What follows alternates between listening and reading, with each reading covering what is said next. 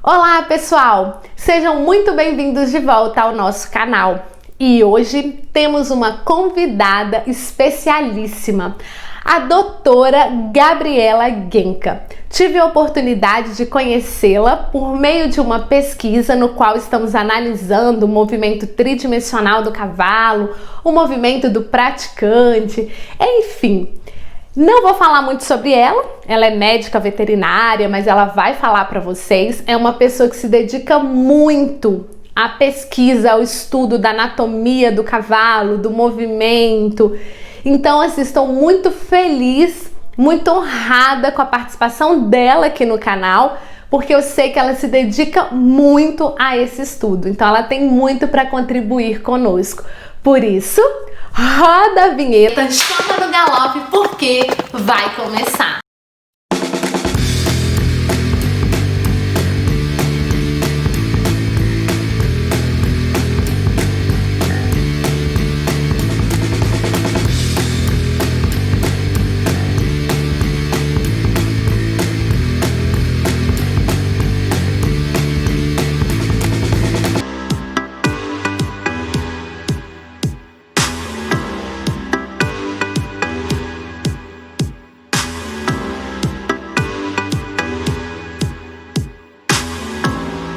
Fala pessoal, uma grande honra estar aqui no canal da nossa querida doutora Andréa Moraes, né? Cheia de ânimo para falar daquele assunto que a gente adora, né? Ecoterapia. E hoje eu vou falar sobre um assunto que tenho estudado bastante, que eu gosto demais, que é a biomecânica. A gente vai falar sobre a biomecânica do passo. Meu nome é Gabriela Soares de Moura Genca, sou médica veterinária, especialista em ortopedia equina e gostaria, assim, imensamente de agradecer o convite da doutora Andréa. Na realidade, isso aqui já está um pouquinho vencido, eu tenho 22 anos de experiência, né? Eu sou graduada pela Universidade Federal Fluminense, especialista em clínica e cirurgias pela Universidade Federal de Viçosa. Eu sou especialista em ortopedia equina, proprietária do Centro Veterinário Gabriela Genca da Equiclass Cursos. Sou professora da pós-graduação de ortopedia equina do IBVET, né? E em 2017 eu fui instrutora do ALAPIL, Associação Latino-Americana de Patologias e Imaginologia do Aparelho Locomotor de Equinos. Então eu queria falar um pouquinho hoje sobre o cavalo, né? Sobre a importância do cavalo aí na ecoterapia e falar principalmente sobre a biomecânica do passo. Então a gente sabe que dentro das modalidades esportivas a gente tem várias andaduras, né?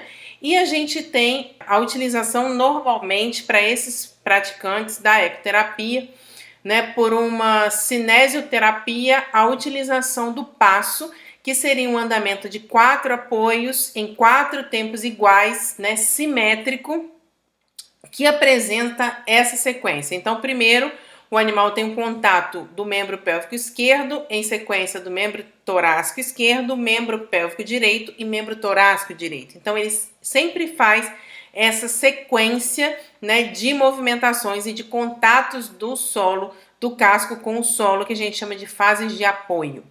O que caracteriza o passo é que o passo não tem momento de suspensão, ou seja, sempre 2 membros vão estar em contato com o solo.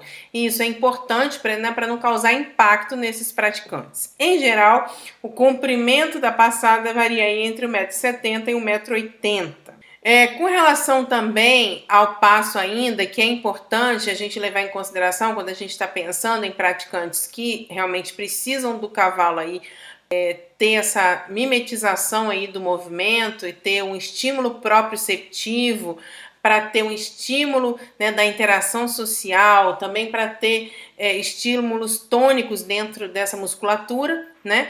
A gente tem de importância a amplitude desse passo, né? Então, qual a distância, né, entre a mão e o pé desse cavalo para eu ter uma amplitude de movimento.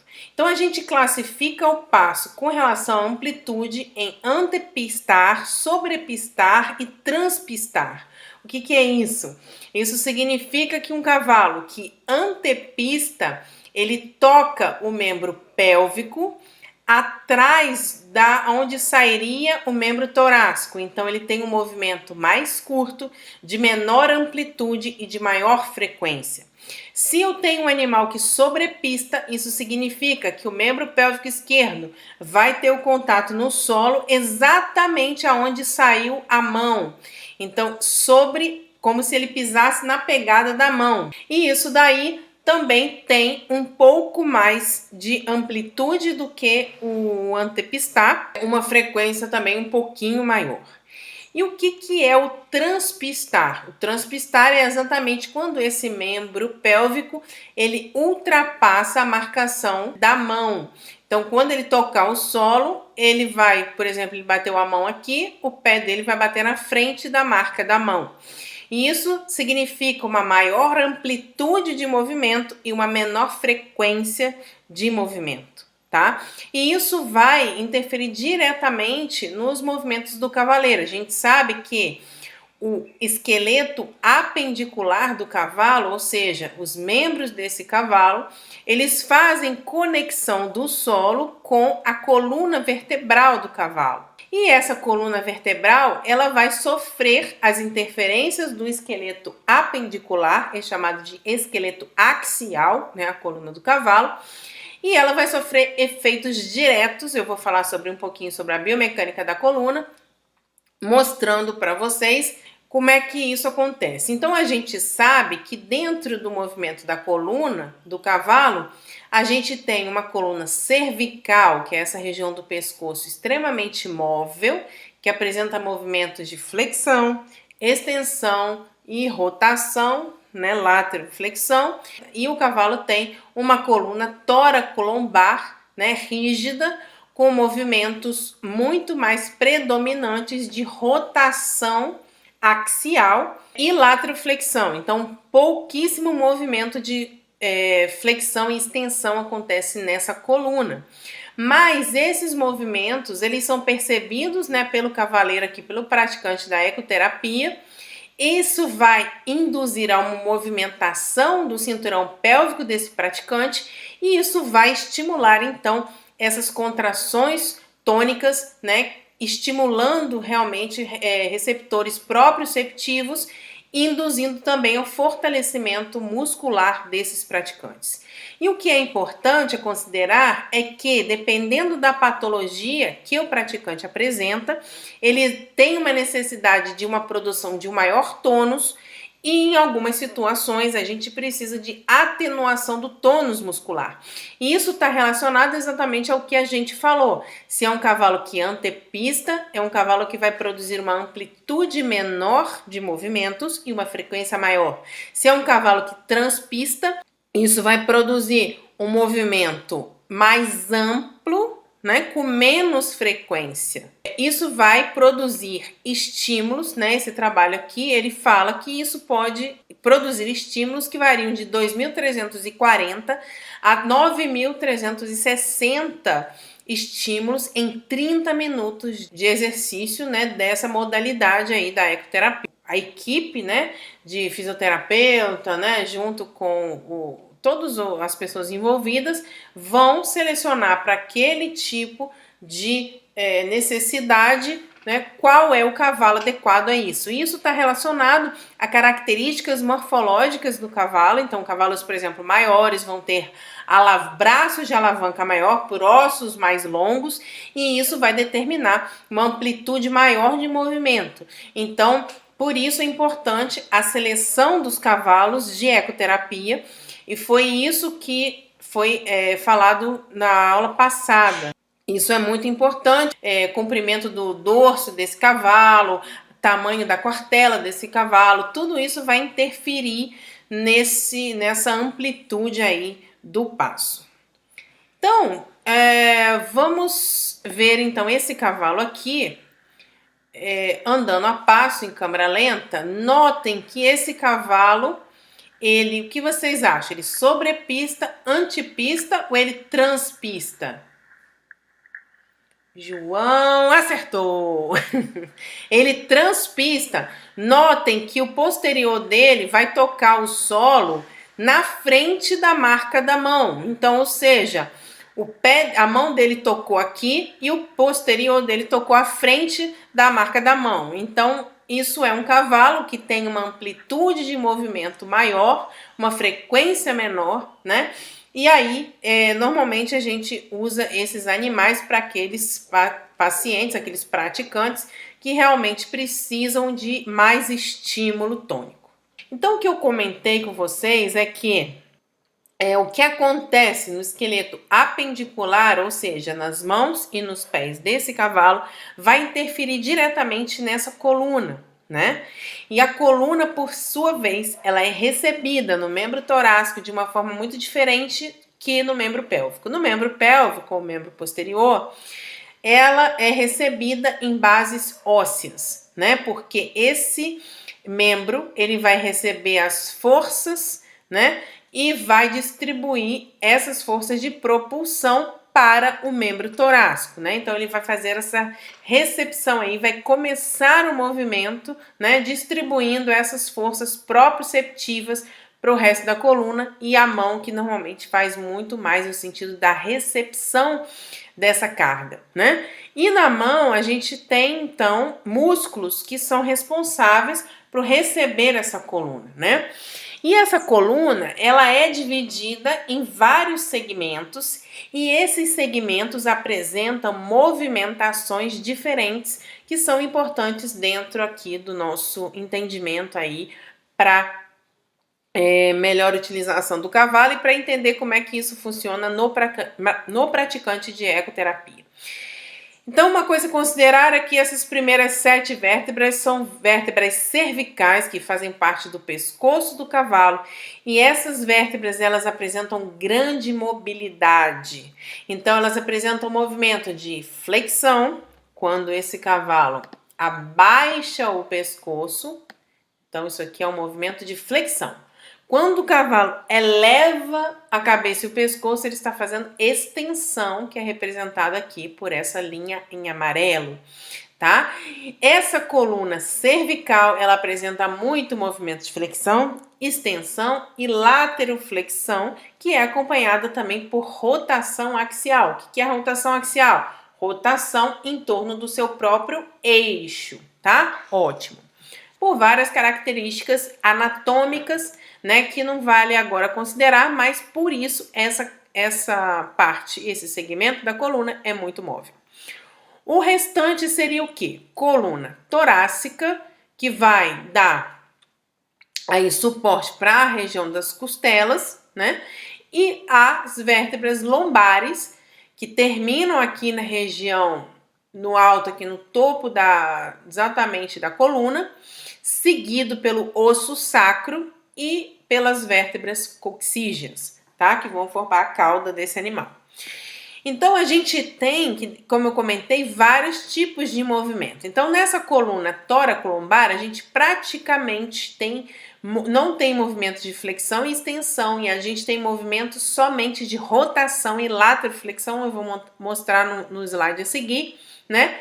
E essa região lombar, ela tem ainda menos movimentos, porque elas têm processos transversos muito grandes que vão impedir dela fazer o movimento de lateroflexão. Então, a coluna toracolombar faz mais do que a coluna torácica faz mais do que a coluna lombar.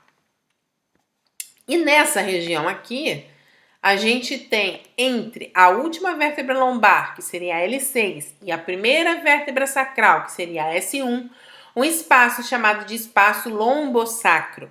E é esse espaço que, por características anatômicas específicas, um disco intervertebral elástico permite com que o cavalo tenha o maior grau de amplitude de movimento de flexão e extensão, permitindo aí de 5 a 20 graus de movimentação, que é exatamente o que permite ao cavalo o movimento de engajar e de fazer a propulsão, tá? Então, ótimo. Nessa foto, então, a gente tem uma visão dorsal, né, uma visão de cima aí desse cavalo, Vendo aqui as vértebras torácicas e as vértebras lombares. Vejam que o movimento de lateroflexão ele é muito maior nas vértebras torácicas do que nas vértebras lombares, porque eu comentei, esse é um processo transverso da vértebra lombar. Olha o tamanho do processo transverso da vértebra torácica, é muito, muito maior. Então, quando ele vai virar, um processo bate no outro e esse movimento é impedido de ser realizado, né? Então vamos só rapidamente reconhecer uma vértebra lombar. Então a gente fez aí um corte, né? No sentido transversal, então a gente cortou a vértebra no sentido do eixo dela e estamos te mostrando de frente. Então o que a gente tem aqui? A gente tem um processo espinhoso.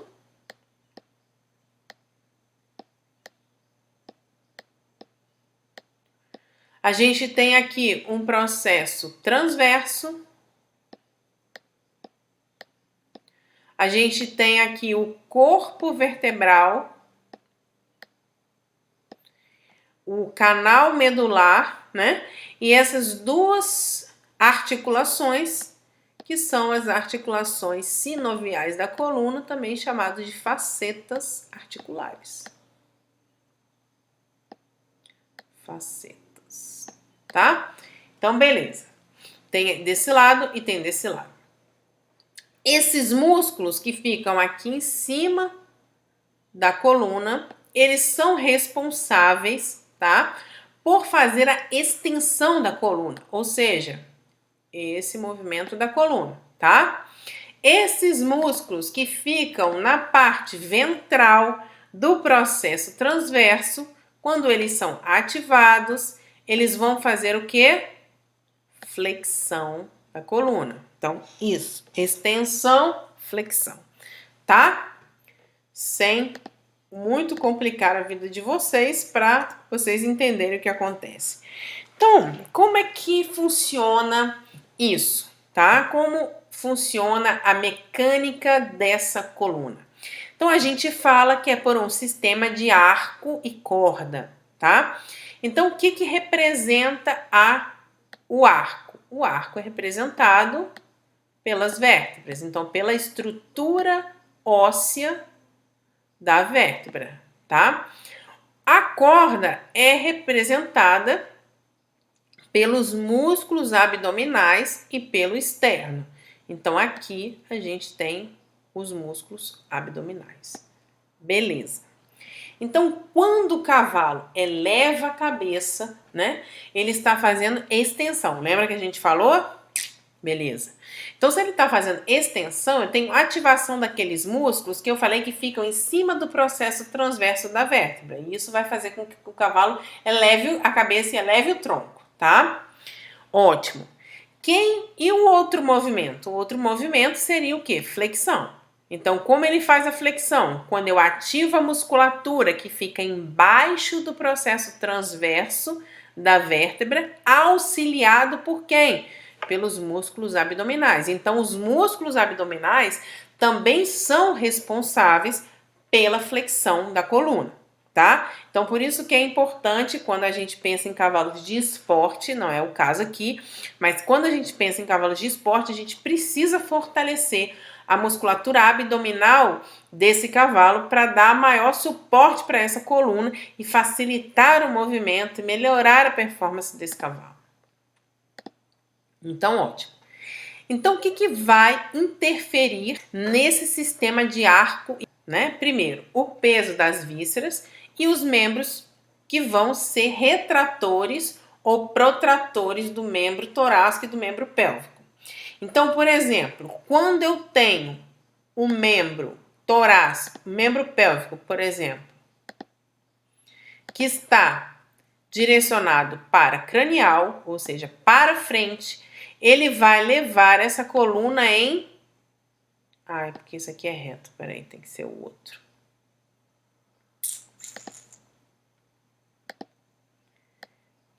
Ele vai levar essa coluna em flexão, concordo? Que esse membro vai estar direcionado para frente. Quando eu tenho a propulsão, ou seja, quando esse membro pélvico é direcionado para trás, essa coluna vai ser levada em extensão. Não é de novo essa linha, é a outra linha. Então, a posição dos membros vai interferir diretamente no sistema de arco e corda. Outra situação, peso das vísceras abdominais. Então, por exemplo, quando eu tenho uma situação no trote, né? Um movimento suspenso, onde eu tenho fase de elevação, e essa víscera, né? Ela vai existir um momento de suspensão e um momento de apoio. No momento do apoio, esse peso da víscera, ele vai trazer a coluna do cavalo em extensão. Então, tudo isso, a posição dos membros, né? E o peso da víscera vai fazer com que essa coluna entre em flexão ou em extensão, tá? E isso é importante dentro da movimentação aí do nosso cavalo. Então, quando eu tenho aqui um cavalo numa posição neutra, onde aqui eu tenho a pelve, né, do cavalo, a bacia do cavalo, que deveria estar nessa posição. Quando o cavalo leva o membro para frente, foi o que eu comentei, né? Essa coluna, ela vai ser levada em flexão, né? Havendo uma verticalização desse movimento da pelve. Quando o cavalo faz o movimento de propulsão, ou seja, leva esse membro pélvico para trás, essa pelve ela vai ser mais horizontalizada e isso vai produzir uma extensão da coluna. E todo esse movimento da coluna, por que é importante a gente saber isso? Porque isso vai interferir diretamente no nosso praticante, tá? Então, como eu comentei, né? A importância aí também dessa musculatura abdominal no processo de flexão da coluna toracolombar. Então, notem que esse cavalo aqui, ele está em flexão, ó. Note que ele está em flexão dessa coluna, né?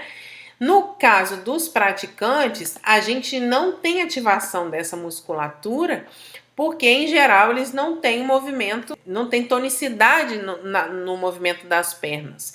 Então ele não consegue fazer uma ativação dessa musculatura abdominal.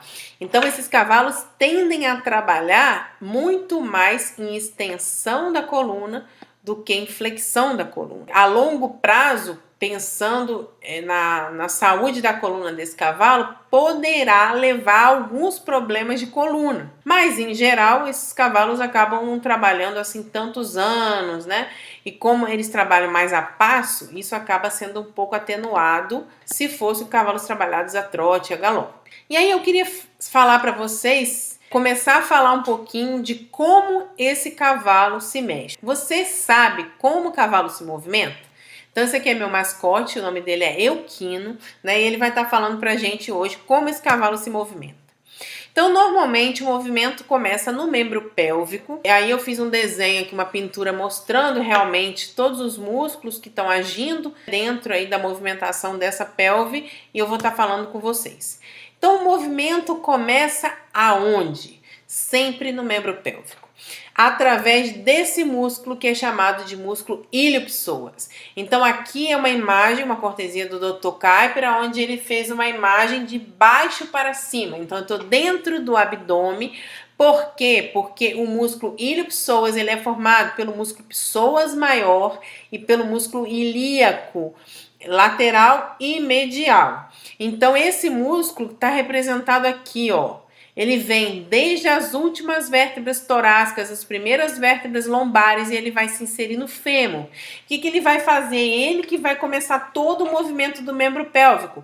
Quando ele se contrair, ele vai fazer o quê?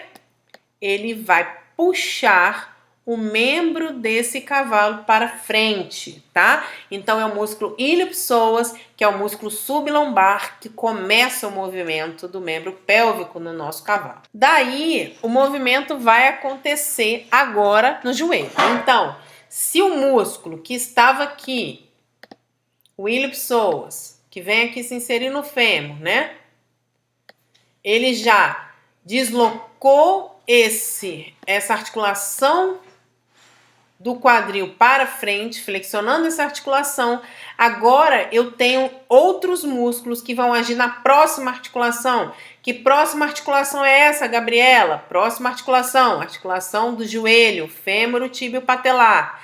Então, esse é um músculo que é chamado de músculo semitendinoso, que é um dos principais músculos que vão fazer a flexão desse joelho. Como ele vem da região do sacro, aqui da coluna, e se insere na tíbia, e se insere no calcâneo, na hora que ele se contrair, o que ele vai fazer?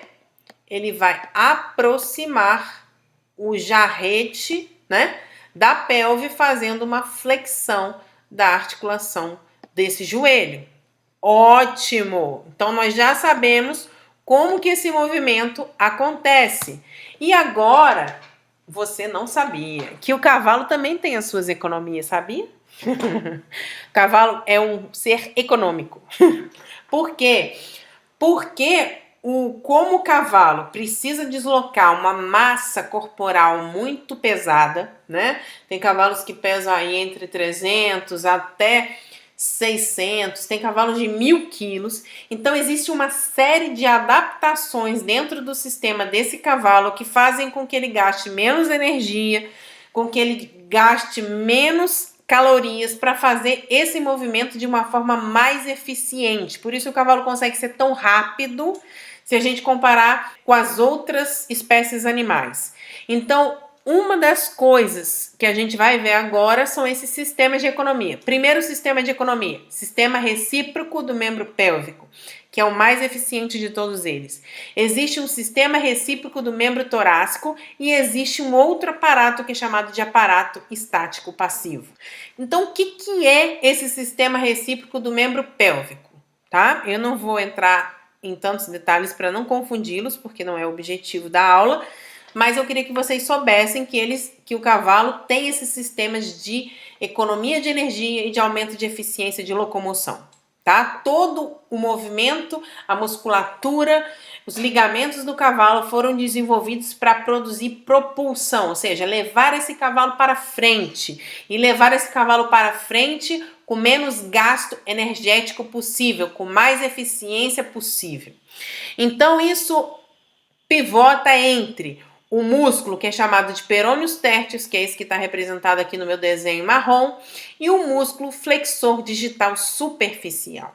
O que acontece é que a gente viu, existe um músculo que vai agindo lá no quadril, que é o iliopsoas. Em seguida, os músculos femorais caudais, que ficam atrás do fêmur, eles vão fazer flexão do joelho. Daí para baixo, todo o movimento é automático. Gente, isso é incrível. Porque o cavalo agiu, vamos lá, semitendinoso, semimembranoso, glúteo bíceps, agiu aí 3 grupos musculares, junto com ele pessoas, 4 grupos musculares, e eu tenho flexão do membro inteiro de uma forma automática, né? Isso é incrível. O que vai acontecer? Esse músculo aqui, ele passa ali atrás do jarrete do cavalo e ele vai se inserir lá no dedo do cavalo, lá próximo ao casco, tá? Próximo à quartela. Então, quando esse cavalo flexiona essa articulação do joelho, esse músculo aqui, ele vai ser deslocado para esse côndilo do fêmur vai ser deslocado para frente, isso vai produzir tensão desse músculo, esse músculo tensionado vai flexionar essa articulação aqui do jarrete, isso vai produzir tensão sobre esse outro músculo aqui, que vai flexionar o resto do dedo. Então eu vou mostrar para vocês aqui um vídeo, exatamente como isso funciona, tá? Então aqui a gente tem um membro pélvico do equino, aqui a gente tem a cabeça do fêmur que estaria conectada aqui com a bacia do cavalo, aqui o joelho, o jarrete do cavalo, o boleto, a quartela e o casco, tá? Então notem que a rótula do joelho, a patela, ela tá aqui em cima da tróclea do fêmur. Nesse momento, o cavalo não consegue flexionar a perna, tá? Quando essa patela ela é deslocada daí de cima, vocês vão ver como o movimento acontece de uma forma automática. Então se liga no vídeo. Olha que legal. Então, a partir do momento que a patela saiu de cima da tróclea do fêmur, olha, ele está fazendo força aí e ela não desce. Então, a gente tem ação de músculos que vão tirar essa patela daí de cima e daí todo o sistema recíproco vai funcionar. Vamos botar esse vídeo de novo. Olha lá. Então, flexiona todo o membro junto, automaticamente, sem gasto de energia.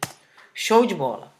Outro aparato que existe chama aparato estático passivo, que age tanto no membro torácico quanto no membro pélvico. O que é isso? Isso permite ao cavalo ficar tantas horas em pé sem se cansar. Você já se perguntou por que o cavalo dorme em pé? Por que o cavalo fica tantas horas em pé? Então, por causa desse aparato estático passivo, que vai agir tanto no membro torácico quanto no membro pélvico.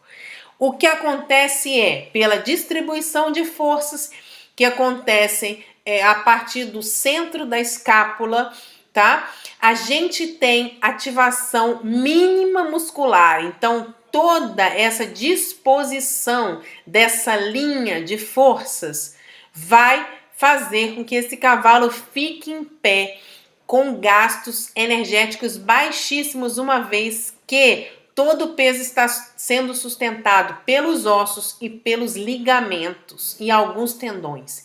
Então, é um outro sistema que permite que o cavalo fique tantas horas em pé sem gasto energético. Então, já pela distribuição de forças, por essa posição anatômica do membro torácico e do membro pélvico e a ação somente de tendões, ligamentos e com pouquíssima ativação muscular. Outro sistema muito bacana. E agora vamos falar um pouquinho sobre o membro torácico. Então, esse desenho, essa pintura eu fiz para mostrar exatamente para vocês os músculos que vão agir, que são importantes nessa movimentação aí do cavalo.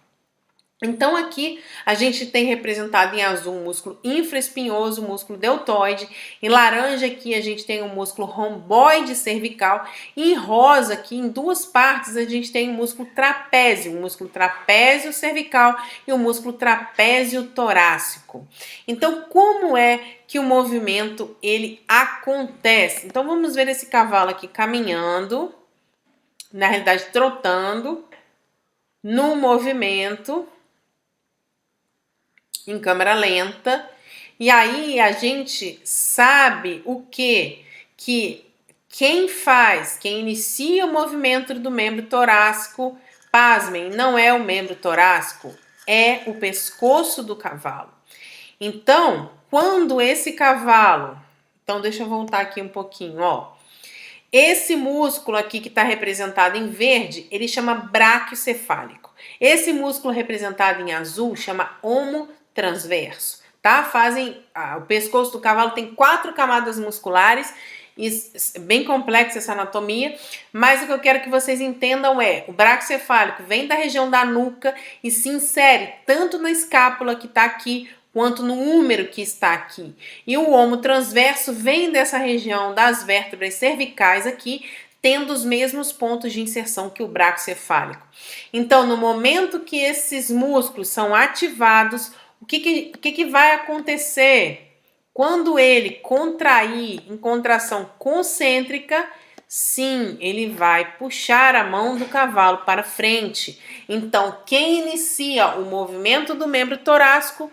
O pescoço. É por isso que a gente consegue realmente controlar a velocidade do cavalo com o freio segurando a boca do cavalo, porque se a gente não deixa a musculatura cervical ter ação, né, segurando esse cavalo para cima, ele não vai conseguir ter uma maior propulsão, ou seja, levar esse membro para frente com facilidade. E por que eu marquei o músculo infraespinhoso e o músculo deltoide também? Porque antes dessa mão ser levada para frente, ela tem que ser abduzida, por causa principalmente se o cavalo está no círculo, por exemplo, porque ele tem que vencer a resistência do tórax. Então, o infraespinhoso e o deltoide vão abduzir o membro, o romboide cervical e o trapézio cervical vão elevar a escápula. Então, repetindo. Romboide, deixa eu voltar aqui, ó. Deixa eu limpar aqui para ficar mais fácil para vocês. Então, em rosa, romboide. Em laranja, romboide. Em rosa, trapézio, certo? Esses dois músculos fazem o quê? Elevam a escápula do cavalo. A escápula do cavalo tá aqui. Tá? A escápula do cavalo tá aqui. Então, esses dois músculos vão subir a escápula. Quando para subir e para ir para frente, dependendo da posição que o cavalo esteja, ela precisa ainda abrir, que a gente chama de abduzir. Quando eu quero abduzir a escápula, eu tenho a ação de outros dois músculos, infraespinhoso e deltoide, que foi o que eu mostrei no slide anterior, tá? E aí, esses dois músculos, o braquiocefálico e o omotransverso, vão puxar a mão desse cavalo para frente, fazendo com que realmente ele comece o movimento do passo. E aqui a gente consegue ver, né? Aqui realmente, ó, o músculo, né? Quando ele age, ele vai tracionar esse membro para frente. Quando o cavalo está com a mão para trás, ele está mais alongado e ele está retraído quando o cavalo leva a mão para frente. E é o que eu falei, se eu tenho um pescoço agindo, esse cavalo tem uma velocidade. Se eu seguro, ó, como é que eu seguro a velocidade? Eu travo o pescoço porque eu inibo essa musculatura de agir. Ou ainda mais, aí no caso, laço um cavalo mais lento, um boi mais lento, então o cavalo não pode sair na frente do boi. Então ela precisa controlar a velocidade, ela controlando a velocidade, ela diminui ainda mais aí esse movimento do pescoço do cavalo. Essa aqui é minha filha, Vitória, que laça. Tem que fazer propaganda, né? Então, gente, era isso. Eu espero que vocês realmente tenham gostado da aula. Eu quero agradecer novamente a doutora Andréia e quero pedir também que vocês me sigam aí nas redes sociais. O meu Instagram é Gabriela Gencavetti e também Equiclass Cursos. A gente promove cursos na área de ortopedia, vários cursos, então a gente tem curso de biomecânica, a gente tem curso de ultrassonografia, a gente tem curso de exame clínico, a gente tem alguns aulões onde eu falo de terapêutica, de algumas anatomia de boleto, principais patologias, e também eu tenho um canal no YouTube onde uma vez a cada mês eu estou colocando uma aula lá para vocês. E quero realmente agradecer, espero que as informações tenham agregado aí para vocês. Fiquem com Deus e tchau, obrigada!